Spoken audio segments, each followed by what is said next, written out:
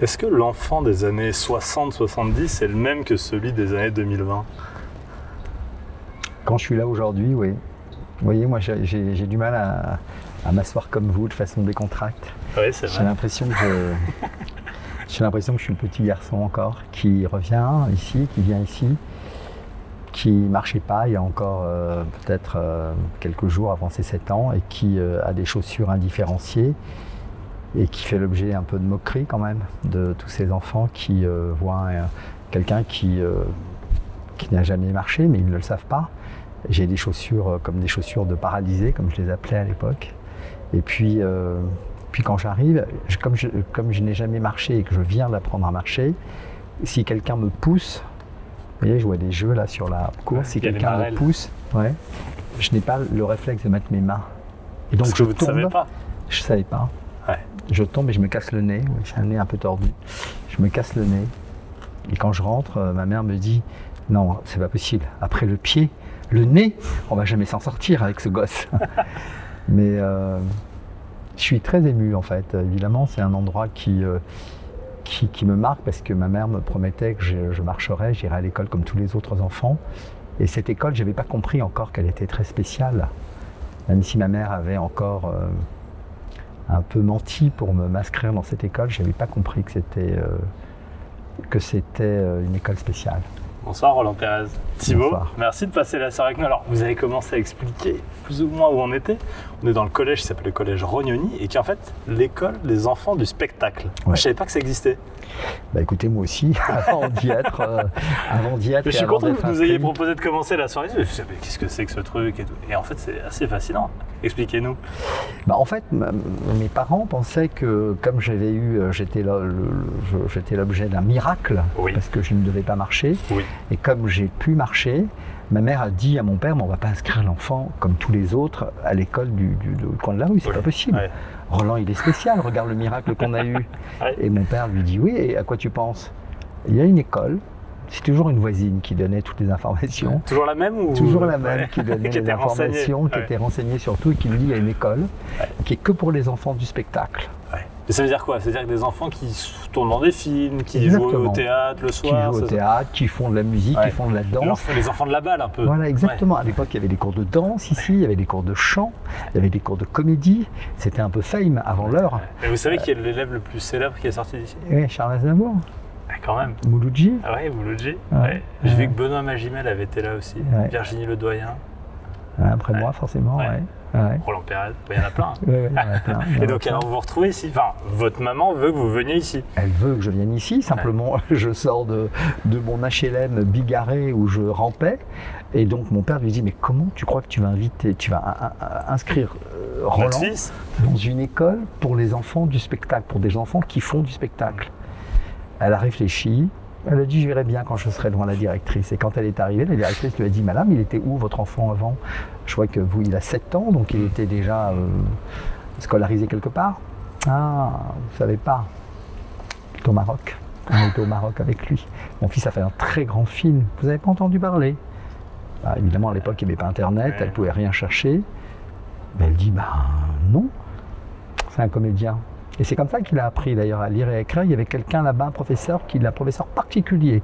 Alors que j'avais appris à lire et à écrire avec les chansons de Sylvie Vartan. Donc on était loin du professeur et du précepteur. Et donc la directrice était un peu surprise et elle dit, ah bon? Et donc il est comédien. Il sait tout faire. Il chante, il danse. Je n'avais jamais chanté, je n'avais évidemment jamais dansé. Et on le voit dans le film La Catastrophe.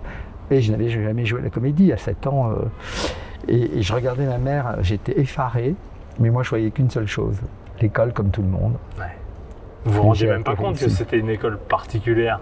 Non. Parce que vous ne saviez pas à quoi ça ressemblait l'école classique, d'une certaine manière. Mais ma mère avait aussi dans l'idée de se dire, il y a l'école que l'après-midi, donc il va se reposer le matin, le gosse.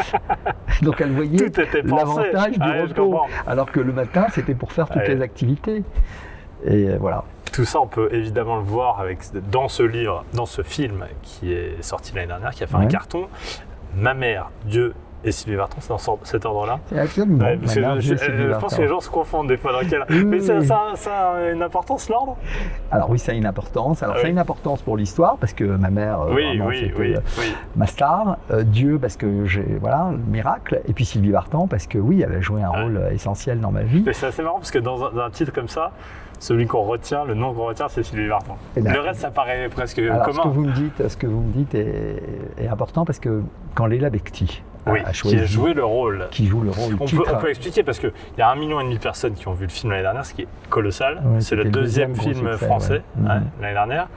Il s'est tiré d'un livre que vous avez écrit, qui est tiré de votre propre histoire. Je fais le topo, beaucoup de monde l'a vu et beaucoup de monde a suivi votre histoire, mais comme ça, tout le monde est au point et au même niveau avant de commencer. Et donc, Leila Bekti a joué votre mère dans le film l'année dernière. Elle joue ma mère, cette mère intrépide, cette mère incroyable, sur 50 ans de vie. Ouais. Et quand il a fallu discuter avec Sophie Tepper, qui était la productrice, et Gaumont, toute l'équipe de Gaumont du titre du film, Leila disait: oh, je suis pas sûr, vous croyez vraiment moi je pense que c'est mieux, il était une fois ma mère, Et moi je comprenais pas au départ, j'ai dit mais pourquoi tu t'accroches alors que le titre est vachement bien, pourquoi tu ne... Oui, parce que vous avez repris le même titre que celui du livre. Ouais. Et je lui ai dit mais pourquoi, et elle me dit c'est vrai que le titre est bien, mais je vais te dire un truc Roland, à la fin les gens ne retiendront qu'un seul nom. Putain, c'est Sylvie Vartan. Vous voyez. Et elle me dit, et Dieu sait que je l'aime, Sylvie Vartan, parce que c'était une très belle rencontre. Mais elle m'a dit, tu verras, ils prendront leur place, ils diront Sylvie Vartan. Quand ils te rencontreront, ils diront Sylvie Vartan, parce qu'ils sauront jamais quel ordre. Et ça faisait, voilà, on a souri, mais on a gardé le titre. On fait un tour dans cette école, si ça vous va. Bon, alors ici, avant, c'était les salles de classe, hein, c'est ça? C'est les salles de classe. Alors ça commençait, ici, on avait les trois premières classes du cours préparatoire. D'accord. Maintenant, je crois que c'est un CDI avec des livres. Venez voir. Et je vous présente Julien, d'ailleurs, qui nous suit. Hein. Salut, Julien. Il faut faire attention à Julien de temps en temps. Ah oui, c'est une salle de livres. D'accord. Oula. Attention, Donc ici, salle de classe. C'est des salles de classe. Et vous savez, j'ai un souvenir incroyable. Au départ, moi, je voulais me faire tout petit. Je voulais pas qu'on me voie. J'avais ces pieds-là... je voulais pas qu'on me voie, donc j'étais toujours assis au dernier rang. D'accord. Et puis les résultats scolaires se sont faits, les petits livrets de l'époque, le carnet de correspondance, et j'avais pas de bonnes notes, je ne suis pas, n'interviens pas, enfin j'avais un sale livret. Et donc ma mère, toujours fidèle à ce fort caractère, elle déboule en plein après-midi parce qu'elle a 6 enfants, donc elle ne vient pas 4h30, elle vient 3h de l'après-midi. Il y a Madame Menange à l'époque qui était l'institutrice qui faisait les 3 premières classes préparatoires. On était comme ça par rangée. Elle déboule à 3h. Et là, je vois ma mère débouler. Elle dit, Madame, vous ne pouvez pas rentrer, écoutez, je suis en plein cours. Elle dit, moi, j'ai pas le temps, j'ai 6 enfants, Madame. Je veux juste savoir, j'ai reçu le petit livret que vous m'avez donné. Où est mon fils? Alors elle lui dit, votre fils, c'est qui?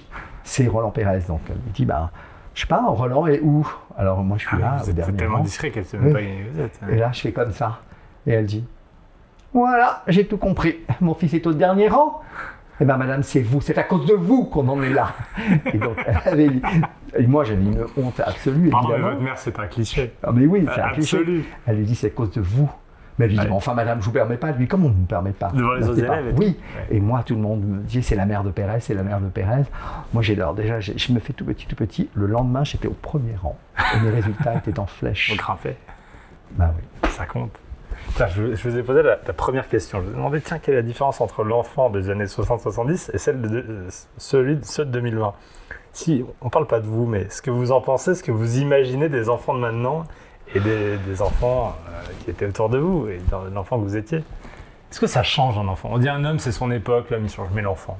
Il n'y a pas une immuabilité de l'enfant dans le jeu Je crois que j'ai gardé toujours un peu cette timidité, je pense, même si mon métier et ce que j'en ai fait après montrent tout le contraire. Mais je pense qu'au fond de moi, j'adore parler des autres et jamais de moi en fait. Là, même s'il y a eu ce film qui a été où je me suis mis à nu, mais franchement, pendant très longtemps, j'ai voulu rester le petit observateur, le petit enfant qui observait les autres, qui observait la classe, qui observait les histoires des autres, leurs comportements, parce que c'est ce que j'avais appris quand j'étais petit, c'est-à-dire que je me nourrissais de ce qu'il y avait autour de moi, puisque je ne sortais pas de chez moi. Ouais. Donc je me nourrissais des voisines, je me nourrissais de mes frères et sœurs qui, eux, partaient à l'école. Est-ce que vous nourrissez un peu de l'ennui aussi? De l'heure. De l'ennui. Il n'y a jamais d'ennui. Non, j'avais pas d'ennui. Même la télévision, ça a été mon rocher. Ouais. La télévision, je regardais... Aujourd'hui, les enfants, ils savent plus s'ennuyer, du coup, ils réfléchissent plus, du coup, ils pensent plus, du coup, ils évoluent plus. Je sais pas si c'est vrai, il y a le téléphone comme la télévision l'était, je sais pas. Non, mais moi, j'avais mon petit pick-up avec les chansons de Sylvie. Ouais. Et puis, elle faisait partie du traitement, donc je l'écoutais du matin au soir. Et puis surtout, je pouvais pas bouger de mon lit. Donc, de toute façon, j'avais quasiment pendant 2 ans, j'ai dû rester allongé. Donc, je me suis vraiment nourri des histoires de ce que portait le maquillage de la voisine, du collier qu'elle portait, de la robe qu'elle portait, ce que disait ma mère au téléphone, ce que mon père racontait avec son frère. Mon lit était au centre de la salle à manger, donc j'étais au centre de la vie de tout le monde. Enfin, on continue dans cette école ? Ouais. Je suis pas sûr qu'il y avait des mangas à l'époque, quand vous étiez là. Non, je crois pas. Je sais pas si ça m'aurait intéressé d'ailleurs. Et alors, est-ce que vous étiez... vous jouiez dans des spectacles ou des choses comme ça quand vous étiez là ?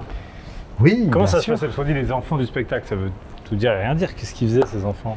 Alors on avait des cours de danse, mais les cours de danse ont vite été avortés en ce qui me concerne, parce que franchement c'était même dangereux pour moi. Oui, alors on le voit dans le film d'ailleurs. Oui, c'était dangereux.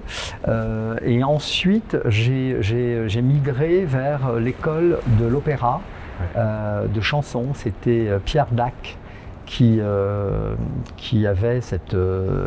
entraînait des enfants, et j'allais donc au cours de l'opéra quasiment un soir sur 2. D'accord. Et j'ai eu la chance de jouer dans la Tosca où on chantait Si festeggiare la vittoria, la la la la la. Ah oui, je chantais toujours. Oui, je chantais. Et puis ensuite j'ai commencé à prendre des cours de comédie au cours Simon. Il y avait des cours des jeunes à l'époque. Et j'ai joué à la Comédie Française dans Athalie. J'ai joué au Théâtre de Paris, donc je jouais dans Adrien VII avec Friedrich à l'époque. J'étais un enfant de chœur avec un peu de texte et tout. Donc voilà, j'ai donc fait pas mal de pièces de théâtre. J'ai joué aussi au cinéma. J'ai fait L'Italien des Roses avec Richard Boringer. Alors là, vous avez quel âge ? J'avais 12 ans quand j'ai fait, ou 13 ans quand j'ai fait. Donc tout ça, c'est quand vous êtes ici, quoi ? Ici, donc de 7 ans à... De 7 ans à 14 ans. Ouais. J'ai fait tout ça, et d'ailleurs c'est le premier film de Richard Boringer. Pour moi, ce sera la dernière fois que je jouerai et que je serai derrière l'écran. J'ai revu un jour à Cannes, Richard Boringer, je lui ai dit voilà, toi c'était ton premier film, moi c'était le dernier. J'ai joué son petit frère. D'accord. Ouais, dans un film de Charles Maton, qui avait eu d'ailleurs un prix à Venise. J'ai fait des publicités, et après j'ai intégré tous les comédiens figurants d'enfants pour tous les shows de Maritier Gilbert Carpentier. Oui, ça c'est ce qu'on voit dans le film. Et ça, c'était... Ouais. Vous dansez derrière ? Je dansais, je chantais, j'étais dans tous les shows de Maritier Gilbert Carpentier. Je n'en revenais pas parce que c'était des shows que je regardais à la télévision, j'étais attentif. Et là, de me retrouver derrière, je me dis, c'est pas possible, le miracle continue, quoi. Jusqu'au jour où vous avez croisé Sylvie Vartan. Jusqu'au jour où je crois Sylvie Vartan. C'est vrai qu'elle est avec Johnny derrière la moto. Voilà, ouais. Elle chante. Salle Charles Aznavour. Vous jouez du piano ou pas ? Non, je joue pas. Dommage, je chante, mais je ne joue pas du piano. Il va nous jouer un peu de piano. Ouais, j'aurais adoré, mais écoutez, non, franchement, cette salle, c'était le Préau. C'est là où il y avait les spectacles, il y avait la scène qui était ici. Et chaque année, chaque fin d'année, on écrivait un spectacle, mais c'était des spectacles plutôt très musclés, parce que les uns et les autres, il y avait des danseurs hors pair, il y avait des chanteurs, il y avait des musiciens, c'était vraiment des comédiens aussi. Mais en fait, c'était une vie de rêve quand même, parce que moi qui n'étais pas sorti de chez moi, d'un seul coup, être confronté à ce milieu artistique assez... C'était quand même quelque chose de fascinant, franchement fascinant pour un enfant, parce que moi je connaissais rien de la vie, j'étais pas sorti de chez moi, donc tout d'un coup me retrouver avec tous ces enfants qui faisaient des spectacles, être choisi. J'avais été choisi pour Anou les petites Anglaises. Ce film qui était un film, vous êtes beaucoup trop jeune. Non mais alors le titre est évocateur, donc souvent on le connaît, c'est devenu presque une expression. Ah bah c'était la boom de l'époque, c'était Nous les petites Anglaises, c'était le film référence, c'était des enfants qu'on envoyait en famille en Angleterre et qui faisaient un peu comme les Soudoués, qui faisaient des pique-pendre. Et j'avais été choisi, c'est Michel Lang qui réalisait ce film. Il me voulait à tout prix, et il s'avère que le temps que le film se fasse, j'avais trop grandi. C'est-à-dire que j'étais en décalage avec tous ceux qui avaient été choisis. Et donc, c'était ici qu'il était venu nous choisir, mais c'est vrai, un peu comme des bêtes, quoi, comme des bestiaux, quoi. On venait nous choisir. Ça, oui, non, là, on se mettait comme si on était, vous savez, dans les salles où on met des futurs accusés pour les reconnaître. Oui, on en met plusieurs et on dit lequel est le bon. Ah, ouais. Et ben là, c'était pareil. Il regardait, il s'arrêtait, il nous évaluait. C'était assez drôle. Hein. Ouais. C'était assez drôle à l'époque. Vous parlez beaucoup de la protection de l'enfance en ce moment. C'est un grand sujet. Vous avez une maman qui était ultra protectrice. Qu'est-ce que vous avez pris, vous, dans l'éducation de vos enfants, de votre mère, pour protéger vos enfants? Et est-ce que c'était pas un peu trop? C'est forcément trop. Ouais. Mais ma mère m'a appris que c'était jamais assez trop, quand on voit ce qui se passe. Mais c'est vrai que j'ai été surprotégé. C'est vrai que j'étais surprotégé d'abord par mes frères et sœurs qui étaient plus grands, par ma maman. Mais en même temps, surprotégée, mais en même temps, à l'époque, elle me laissait partir à 7 ans, métro tout seul. Je venais en métro de la porte de Choisy, c'était direct, Jussieu, et je traversais tout Jussieu pour arriver rue du Cardinal de Moine. Et quand je jouais au théâtre, le soir, j'avais peut-être 9 ans ou 10 ans, et bien à 10 ans, je repartais du théâtre de Paris à Blanche. Je passais par Chaussée d'Antin et je repassais à la porte de Choisy, donc en métro toujours, et je rentrais vers 23h, 23h30. Ma mère m'attendait au métro à la porte de Choisy, il n'y avait pas de portable, il n'y avait rien, donc elle avait quand même une confiance absolue. Donc à la fois c'était dans une sorte d'irréalité, puisqu'elle me laissait faire plein de choses, mais je savais qu'elle était là, je savais que mes parents étaient là, il y avait, c'est vrai, une protection. Et moi qui me suis retrouvé seul assez jeune avec mes enfants, oui, je pense que j'ai reproduit beaucoup cette surprotection. Est-ce que ça vous étonne le désengagement parental qui peut exister dans notre société? C'est pas que ça m'étonne, j'en suis navré, j'en suis triste, moi, ce désengagement parental, souvent. Je l'entends dans la libre antenne le soir sur Europe 1, je l'ai lu, je le vois autour de moi. Moi, j'ai du mal à comprendre, mais je sais que ça existe forcément, puisque je le vois autour de moi, mais je sais que moi, j'ai une chance inouïe, c'est d'avoir cette protection. Alors parfois, surprotection, ça a parfois été difficile, c'est vrai, il fallait s'en affranchir, mais c'est comme trop d'amour, je ne sais pas si trop d'amour étouffe, mais c'est vraiment, si on doit choisir, c'est quand même beaucoup mieux que pas d'amour. Pourquoi votre mère a voulu un moment que vous quittiez cet endroit alors qu'elle avait raconté n'importe quoi pour que vous puissiez y entrer? En tout cas, quitter l'endroit ou quitter le milieu du spectacle, c'était le moment où vous deviez quitter le collège. Exactement. Enfin, après, il fallait le lycée Racine si on voulait continuer, et pour avoir toujours un horaire aménagé, et puis il fallait continuer donc les cours de comédie, les cours de chant. Et pas faire un deuxième film après celui avec Bourringer. Voilà. Mais en fait, après... Alors, d'abord, elle a vu que quand on est enfant, à l'époque, on était très privilégié. C'est-à-dire qu'on était reçu tout de suite. Il n'y avait pas, c'était l'enfant qu'on avait choisi. Il n'y avait pas 1 milliard de castings. Il n'y avait pas d'agence. Il y avait cette école et quelques enfants. Il n'y avait pas de casting vraiment sauvage. C'était ce casting dans cette école. Et du coup, on était choisi, on partait, on était sûr. Il n'y a aucune difficulté. Ensuite, mais ce qu'elle a vu, c'est qu'elle a vu les grands. Elle voyait comme moi. Quand on allait tourner, on voyait tous les grands, tous les adultes qui, eux, venaient à l'époque avec leur pressbook de photos. Il n'y avait pas, on n'envoyait pas par Internet. Pressbook de photos qui venaient. Il n'y avait pas de directeur vraiment de casting, il n'y avait pas d'agent, c'était pas organisé comme ça. C'était un peu sauvage, quoi. Un peu sauvage. Et donc un peu inquiétant. Mais oui, et les gens, ils arrivaient et puis on vous rappellera. Non, c'est pas bon. Non, et puis les gens pleuraient, les gens attendaient, les gens. Et ça, votre mère, elle le supportait pas. Ma mère, elle le supportait pas. Elle dit, c'est pas pour nous du tout. Qu'est-ce que c'est ça?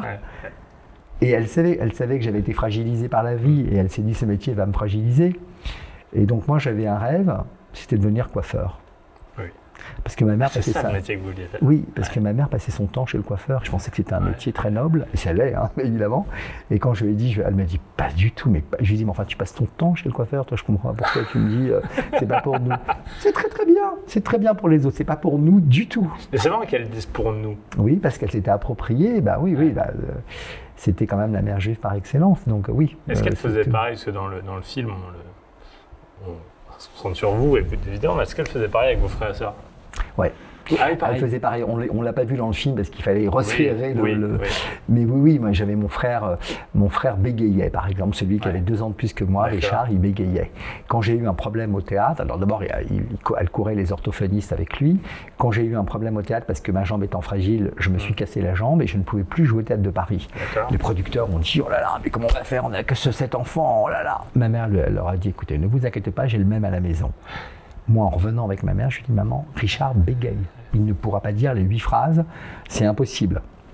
Mais si tu vas lui apprendre. Je lui ai dit maman, il est tellement émotif qu'il n'y arrivera pas. Le soir même, au théâtre, j'essaye de lui apprendre les phrases. Je viens avec lui avec mes béquilles. On se met au théâtre. Et évidemment, il avait une robe, une soutane. Et j'étais un peu plus grand que lui. Donc la soutane, quand il rentre sur scène, il se casse la gueule. Là, tout le monde rigole et pense que c'est fait exprès. Les producteurs sont aux aguets, ils sont paniqués. Ma mère, elle se tire. Et mon frère met à peu près, 7 minutes pour dire le pape est mort.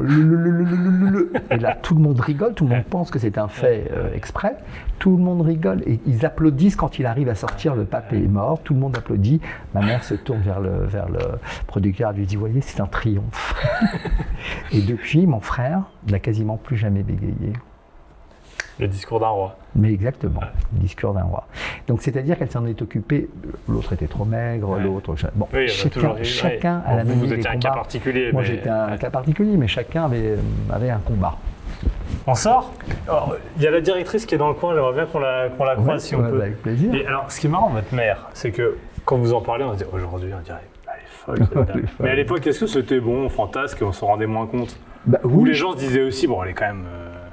Non, parce qu'elle expliquait absolument tout. Elle disait qu'elle a 6 enfants, que quand elle vient, il faut bien qu'elle soit entendue dans les heures, parce que comment elle va chercher 6 enfants qui sortent à 4h30 l'après-midi, elle ne peut pas être à la même place. Donc les gens savaient qu'elle avait une forte personnalité. Et puis la directrice l'adorait. Elle adorait parler avec elle adorait lui poser des questions sur les autres enfants. Je vous présente Virginie Bray. Bonjour Virginie, merci de nous accueillir. Venez, on passe ici. Hop, et je vous mets un petit micro, comme ça on va bien vous entendre. Hop, merci de nous accueillir. Merci à vous, merci d'avoir choisi de revenir chez vous. Oui, chez moi, c'est une émotion intense, vous l'imaginez. Le petit garçon que j'étais à 7 ans qui est venu avec ses chaussures orthopédiques, puisqu'il ne marchait pas dans cette école. Cette école qui m'a apporté tant de choses, qui m'a apporté une forme d'assurance que je n'avais absolument pas, qui m'a apporté toutes les ouvertures au monde que je n'avais pas. J'avais une télévision un peu avec 3 chaînes en noir et blanc, donc j'ai vu la couleur ici, j'ai vu la diversité, j'ai vu tous ces milieux, il y avait toutes les couches sociales. C'est ça que cette école est aussi magnifique pour ça, c'est pas une école de quartier. Je crois qu'elle est restée à l'identique. Les élèves et les anciens élèves nous font toujours des retours très positifs. Et alors comment on entre dans cette école des enfants du spectacle? École et collège, c'est ça? Alors c'est une école qui démarre au CM1, puis qui va c'est aussi un collège qui va jusqu'à la 3e. Donc ce sont des élèves qui viennent ici en cours avec des horaires aménagés. D'accord. Alors à votre époque c'était l'après-midi uniquement. Ouais. Maintenant on a des élèves qui n'ont cours que le matin ou que l'après-midi. Et ils doivent justifier d'une pratique, de la pratique d'une activité avec un certain niveau et puis un besoin d'horaire aménagé. Et Roland disait tout à l'heure que des professionnels du spectacle à l'époque venaient vous chercher. Est-ce que c'est toujours un peu le cas? Des producteurs, des réalisateurs venaient choisir. Alors on est encore sollicité par les agences quand ils veulent tourner un film, ils n'hésitent pas à nous en proposer. Donc on fait de l'affichage et puis parfois ils viennent regarder et puis dans ce cas-là on passe par les parents directement quand ils veulent solliciter un profil particulier. Merci beaucoup de nous avoir accueillis. Merci à vous, c'était un plaisir. Oui, et puis il y aura plein de stars qui vont encore sortir d'ici, visiblement. Il y en a eu des vraies, des grandes. Nous n'avons que des stars dans cet établissement. Merci beaucoup, oui, vous avez raison. Merci. Hop, je récupère le micro et puis nous on file parce qu'on a encore plein de lui à voir. Merci beaucoup. Ah oui, votre sac, n'oubliez pas. Ouais. Merci. Alors, est-ce que je peux prendre une photo? Je suis désolé, mais oui, allez-y. Je voudrais prendre juste une photo pour montrer à...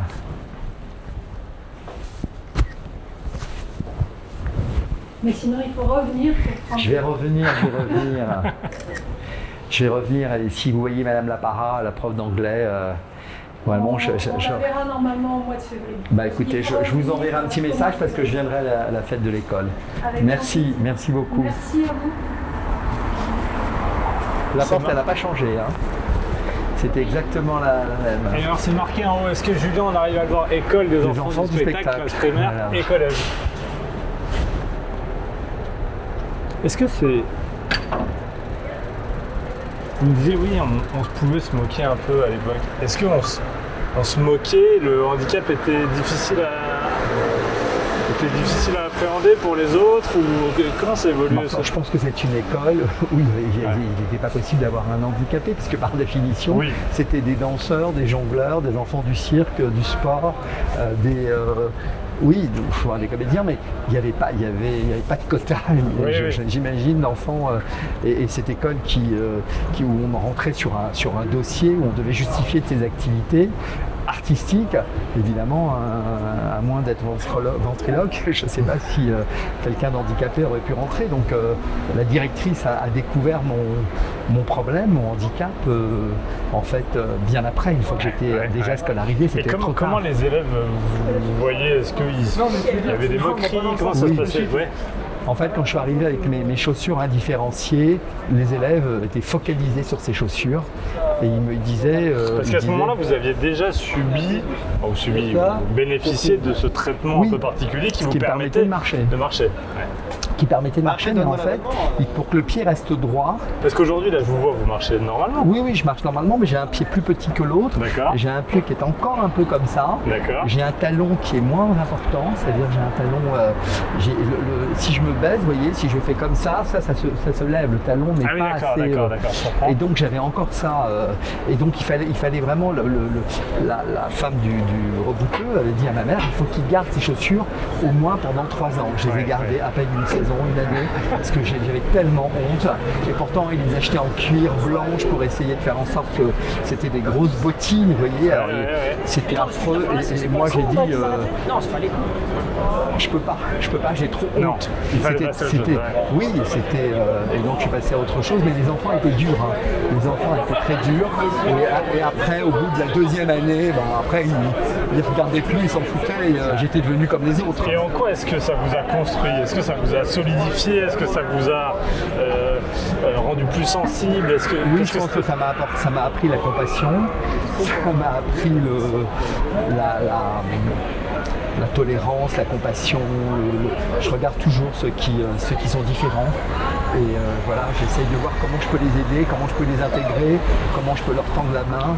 Je pense que oui, ça m'a forcément appris une forme d'empathie que j'aurais peut-être eue, mais je ne sais pas, je pense qu'elle est beaucoup plus développée du fait de l'enfant que j'étais.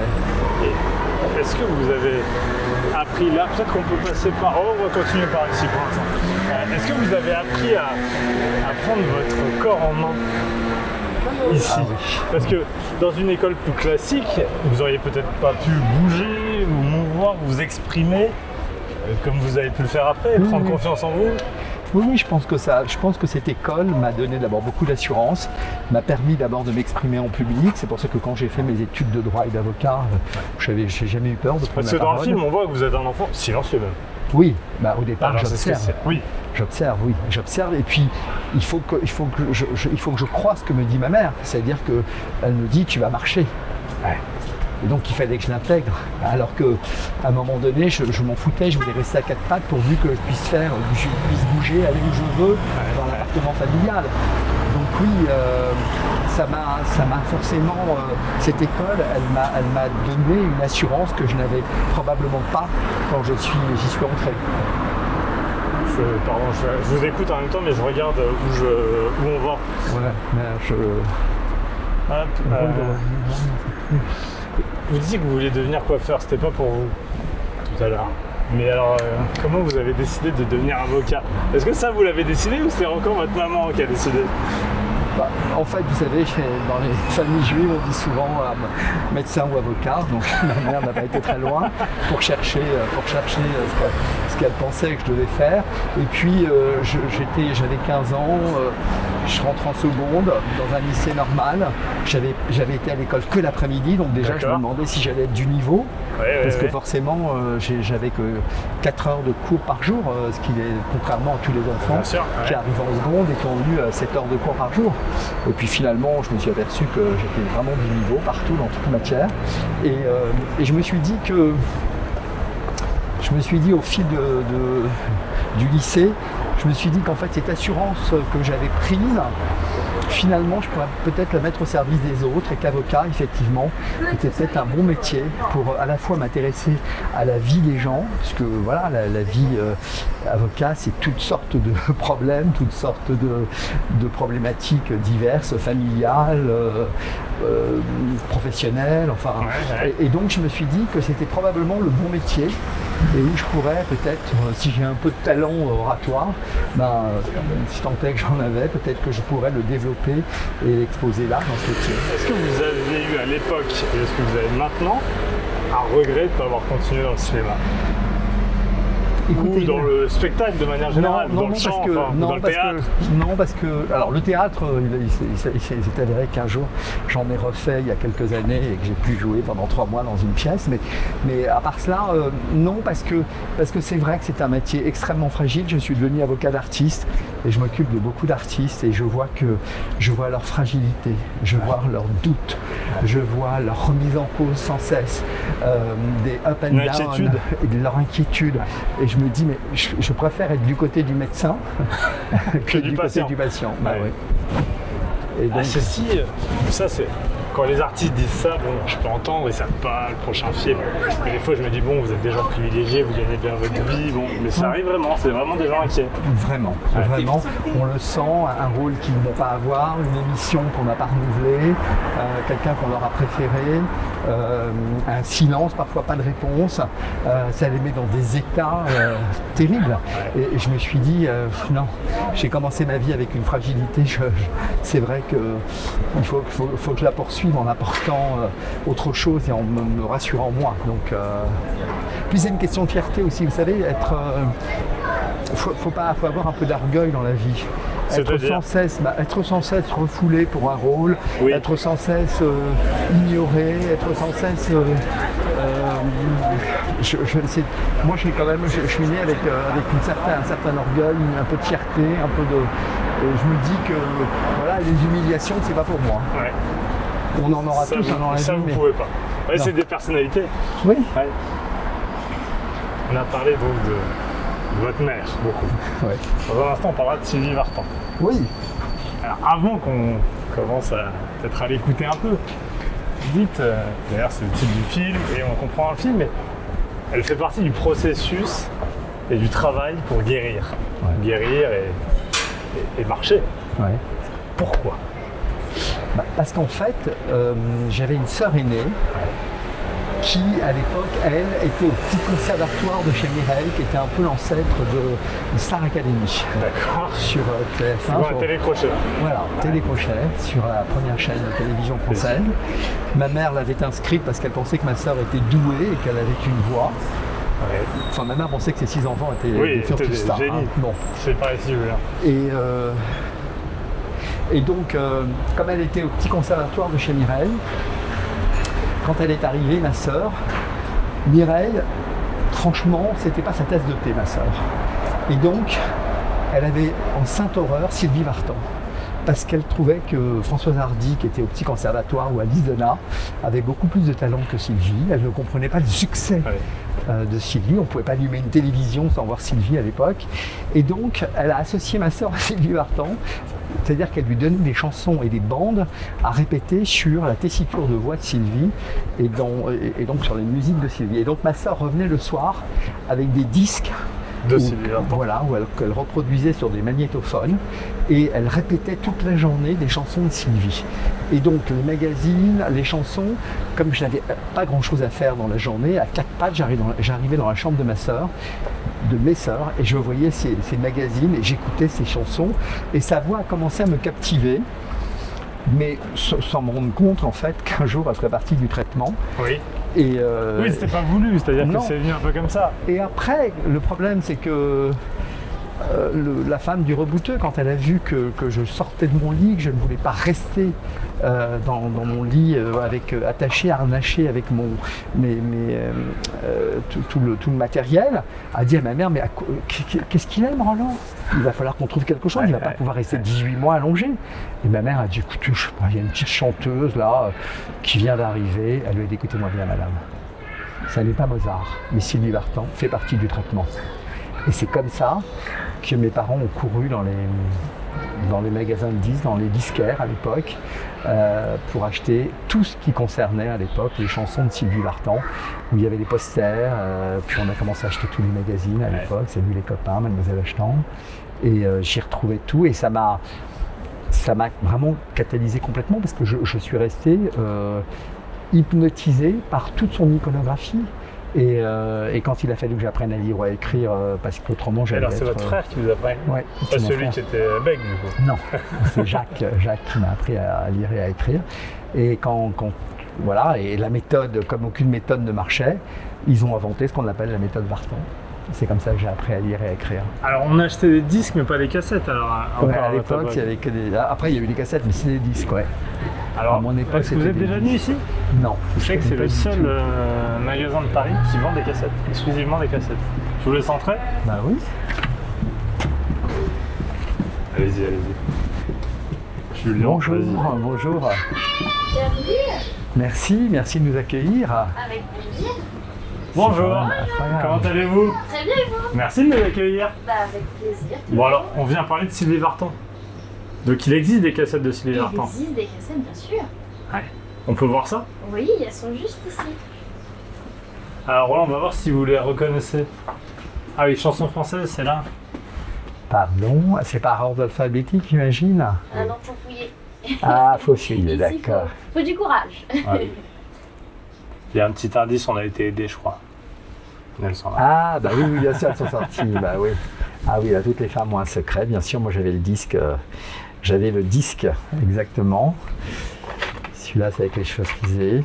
C'est là où elle chantait L'amour c'est comme une cigarette, j'imagine. C'est les époques RCA. Ah là, il y a oui, le ça cuir. ça c'est quand elle était aux États-Unis. Le rêve américain. Laquelle on peut écouter? Écoutez, il y a celle-là par exemple, Back to LA, je l'aime encore que toi. Ouais, c'est bien ça. Vous pouvez nous en mettre une? Bien sûr. Ah super. Alors, Roland, laquelle vous me dites? Bah, écoutez, on peut celle-là, c'est bien. Allez, c'est parfait. Et vous en vendez toujours des cassettes de Sylvie Vartan? Oh oui. Il y a des clients qui viennent. Ah oui. Je vais vous mettre un petit micro. Tiens, qui sont les chanteurs français qui sont les plus vendus en cassette? Je vous mets un petit micro. Hop, comme ça, on vous entend bien. Chanteur français, je dirais c'est un peu par période. En ce moment, je dirais pas mal du Cabrel. Ah ouais? Ouais. Ok. Plus il fait rare, plus on a envie d'écouter, de le retrouver. On a certains artistes, on va dire un peu indétrônables, comme Céline Dion, Ah oui. forcément, du Polnareff aussi. Ah ouais, ok. Ouais, voilà. Alors Sylvie Vartan, on écoute. Hop. Vous avez plus de lecteur de cassette, Roland? Non, j'ai gardé, je me suis racheté une petite platine pour mettre Pour les les vinyles. disques vinyles, ouais. Je pense que j'ai acheté ça.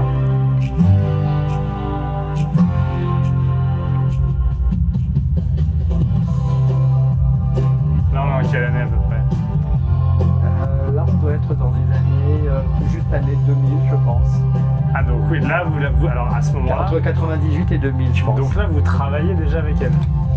Là, non, je la connais, je l'ai déjà approchée, on s'est déjà vu, puisque je travaillais à France Télévisions et à Europe 1 déjà, mais elle ne sait pas que elle ne connaît pas mon histoire et je ne suis pas devenu encore son avocat. Ouais. Ah oui, alors expliquez-nous, parce que c'est vrai que c'est pas commun. Au début, votre traitement passe par elle, on en a parlé un peu, et ensuite, vous allez travailler avec elle. Et j'apprends à lire et à écrire avec ses chansons.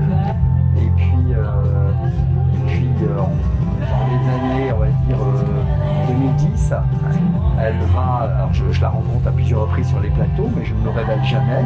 Elle pense que je suis un journaliste. Je l'ai interviewé pour du magazine, de jeunes à l'époque.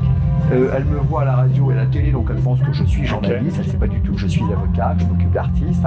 Et à chaque fois qu'elle me voit, elle sait qu'il y a une forme de sympathie. C'est-à-dire que je suis toujours très avenant.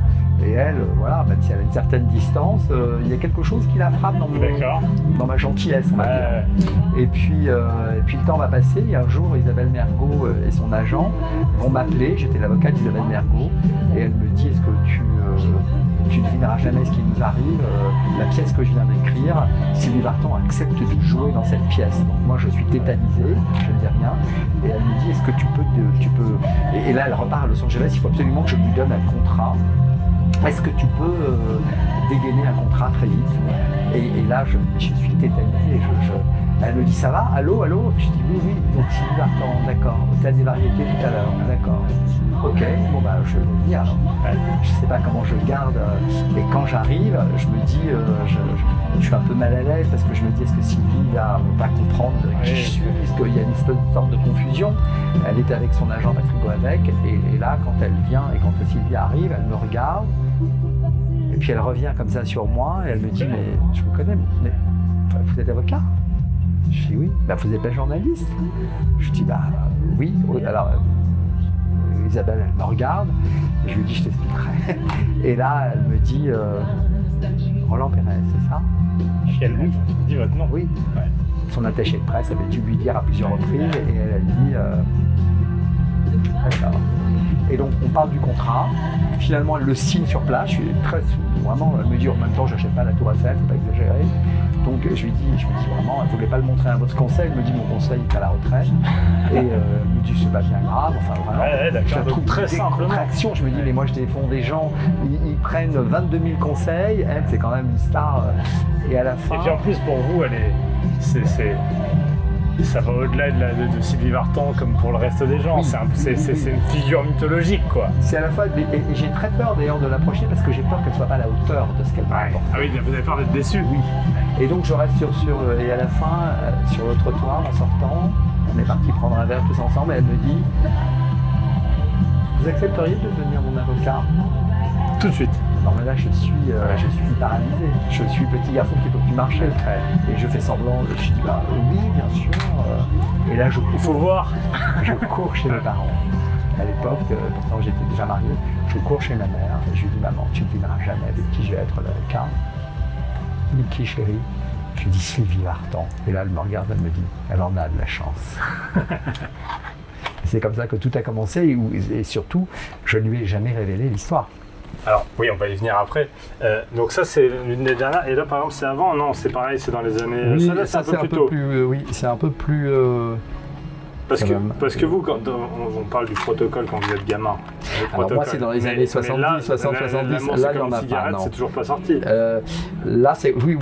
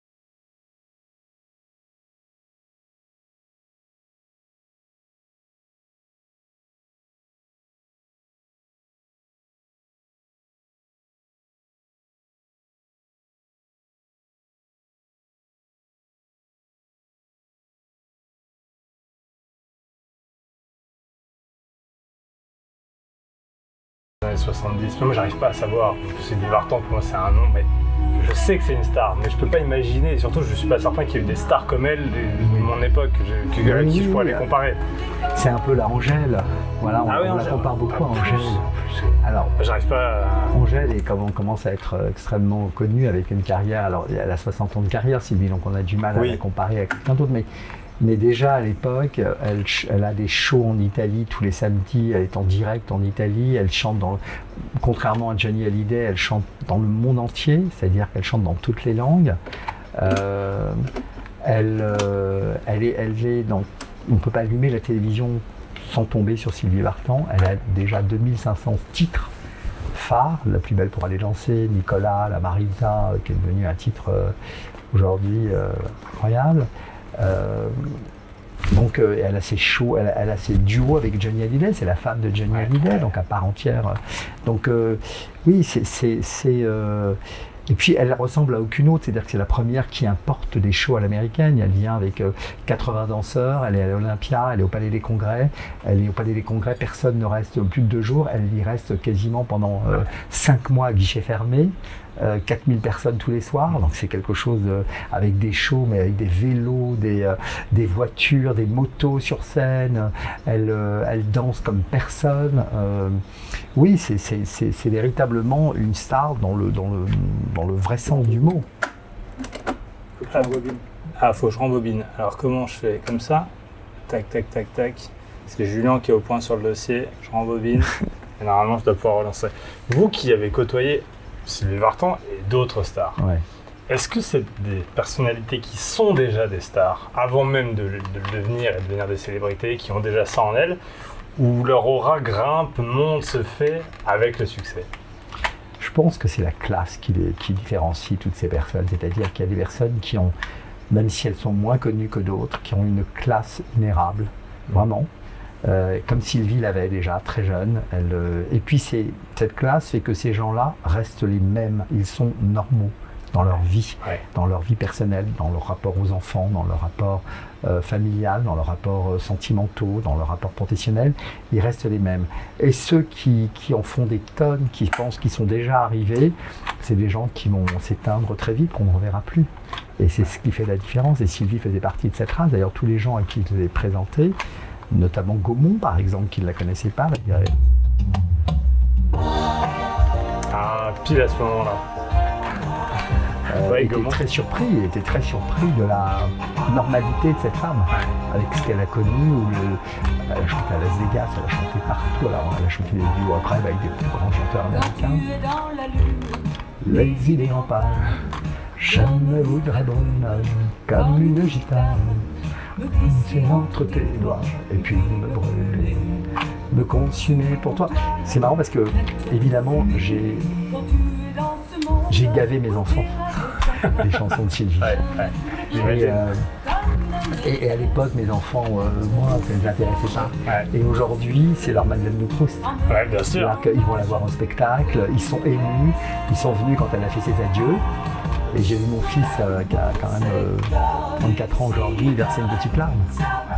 Comme si elle n'était pas de sa génération. C'est ce qu'elle représente pour vous aussi, sans doute. Oui, mais finalement ils se sont appropriés aussi cette culture, cette chanson. On n'a jamais autant écouté depuis la Marisa et depuis, peut-être au début au moment où le titre est sorti, mais maintenant partout. C'est une chanson phare.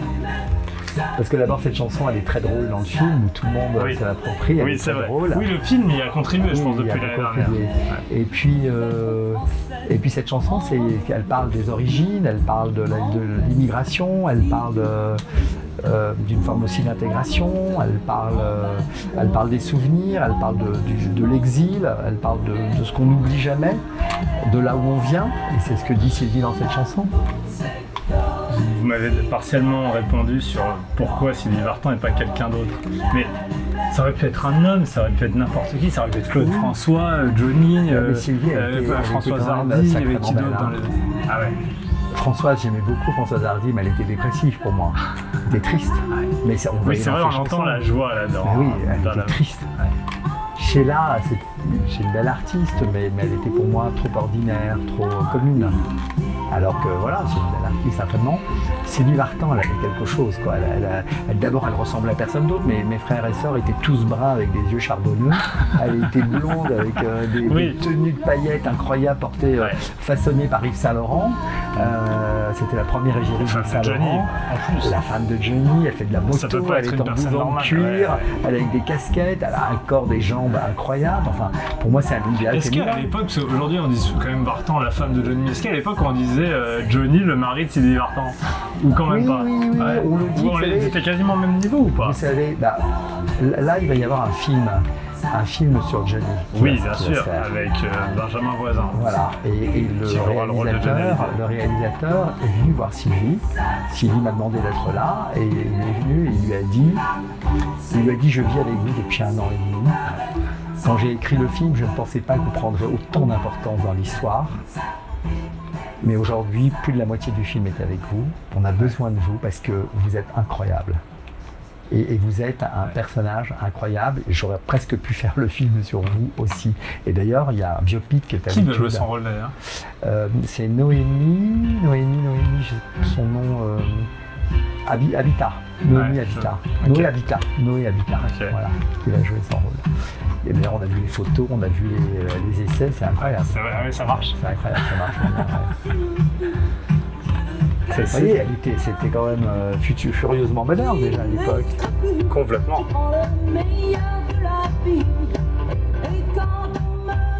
Elle chantait en direct, c'était la seule qui faisait des spectacles en live. Ils étaient tous en... non, ils étaient tous en playback ou pas de live. Sylvie était la première à faire des scènes. Sheila, elle a mis quasiment 40 ans avant de faire de la scène. Sylvie, à 17 ans, elle était à l'Olympia avec les Beatles. Les Beatles faisaient la première partie de Sylvie, il faut le faire, quand même, avec Vince Taylor. Et donc oui, c'était assez incroyable. Véronique Sanson était un peu comme ça, non? Pas pareil. Véronique Sanson est arrivée un peu après. Ah, c'est un peu plus tard. Et puis elle était auteure-compositrice, avec des chansons à texte très beaux. J'ai beaucoup aimé Véronique Sanson, évidemment, quand je me suis un peu, j'ai voulu me diversifier dans la vie. Je ne pouvais pas être... Non, qui écoutait que... non, même si j'ai vraiment gavé mes proches et tout le monde de Sylvie, mais j'ai beaucoup aimé évidemment Véronique Sanson, Julien Clerc, Michel Berger, France Gall, voilà, c'était... Mais Sylvie, ça restera Sylvie, à vie. On y va? On y va. Allez, merci beaucoup. On vous laisse, merci infiniment. On vous laisse avec Sylvie Vartan. Voilà, si c'est comme ça. Je vous remets les cassettes là. Vous savez ce que je faisais moi quand j'allais dans les disquaires? Je vous laisse les boîtes ici.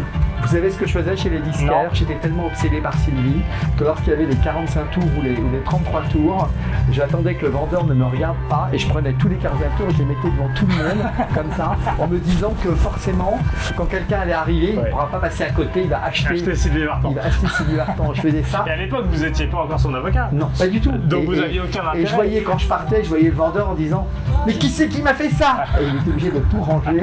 Mais je me suis dit, et même je faisais ça dans les supermarchés à l'époque, en me disant forcément, celui qui va venir va tomber sur elle forcément.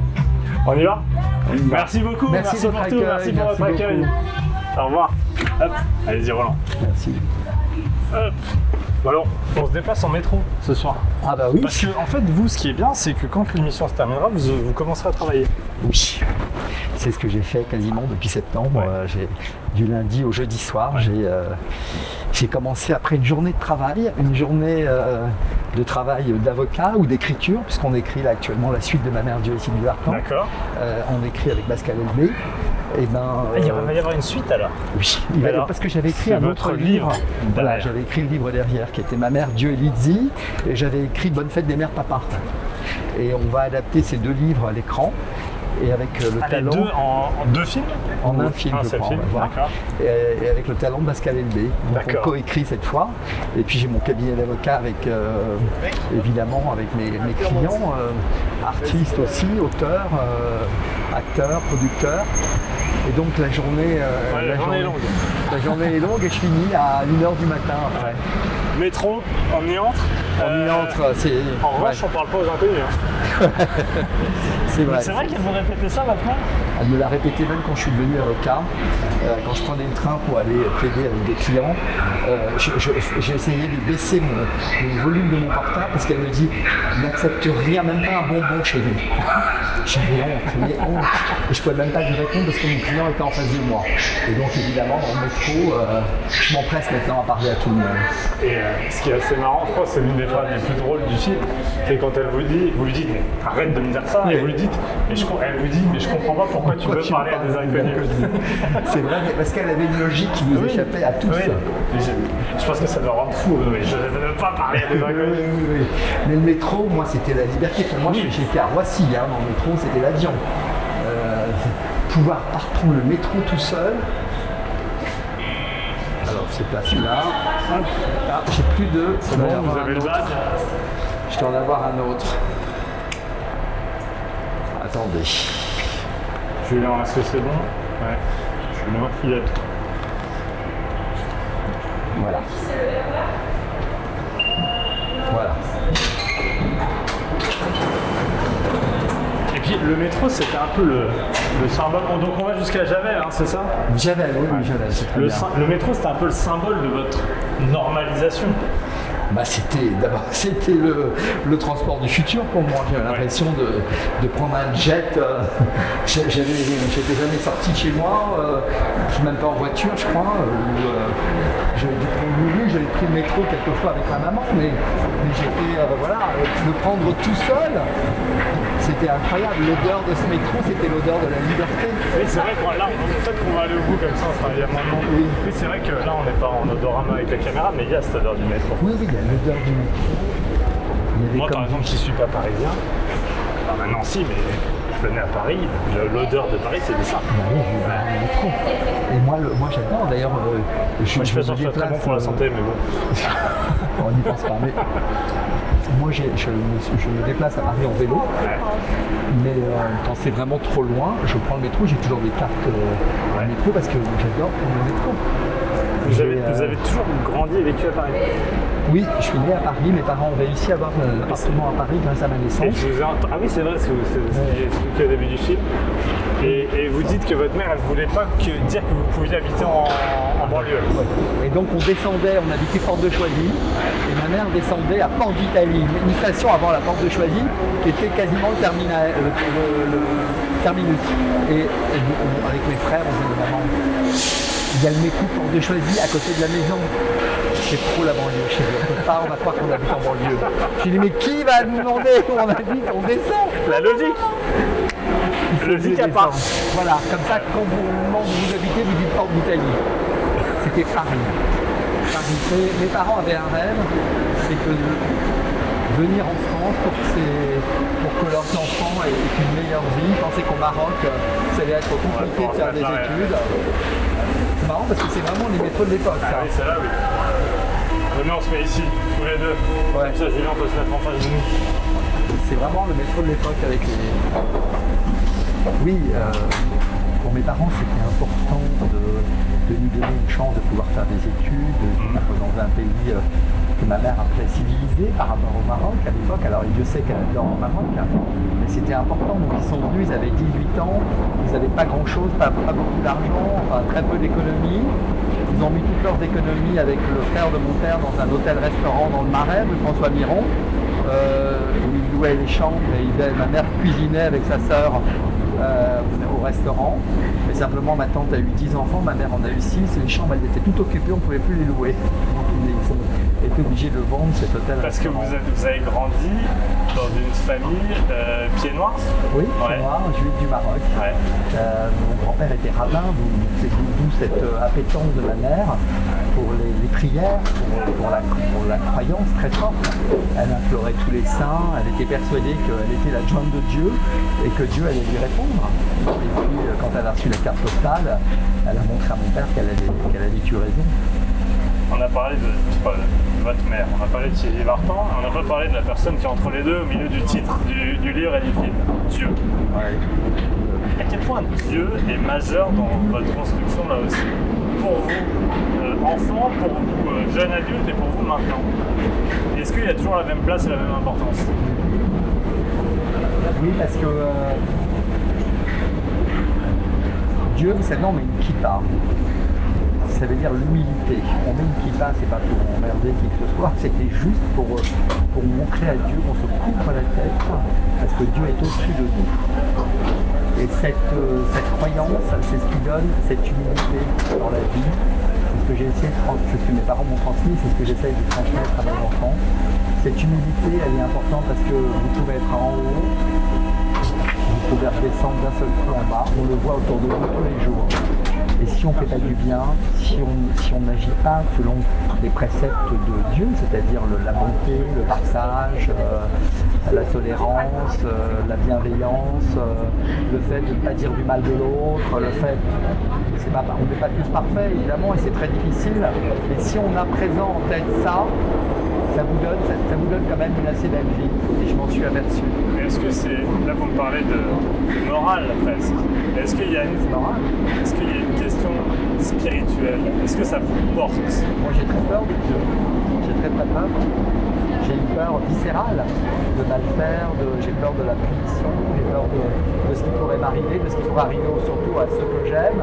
Donc pour moi Dieu existe, il y a un monde après, il y a plusieurs vies, il y a un monde après le monde dans lequel le monde terrestre, il y a le monde spirituel, et ce monde spirituel existe. Les textes de la Torah sont magnifiques, j'imagine comme les autres textes, peut-être du Coran aussi, peut-être évidemment le Nouveau Testament probablement, pas très loin, l'Ancien Testament dans lequel on évolue. Mais non, moi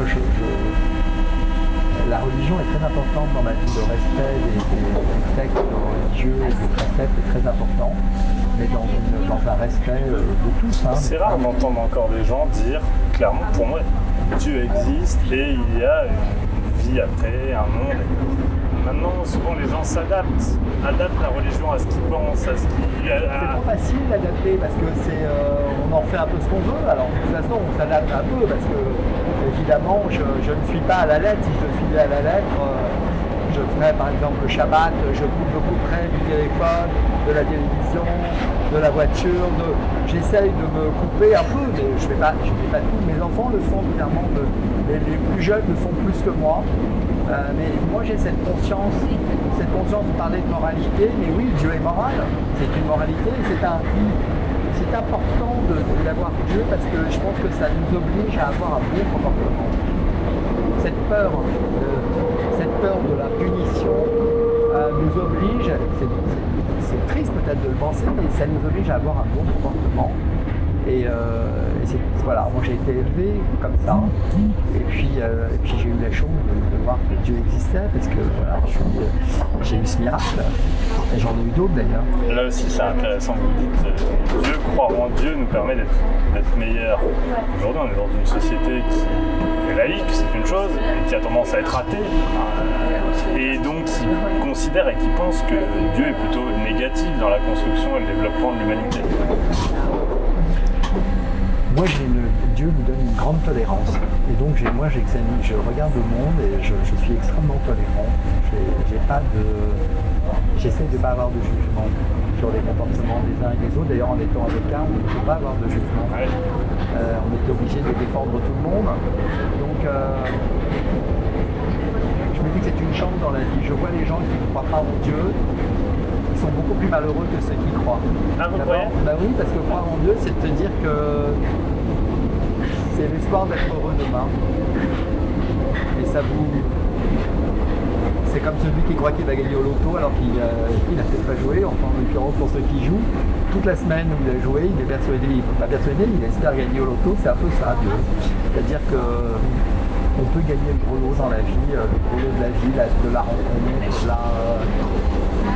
et je me dis que Dieu nous y aide si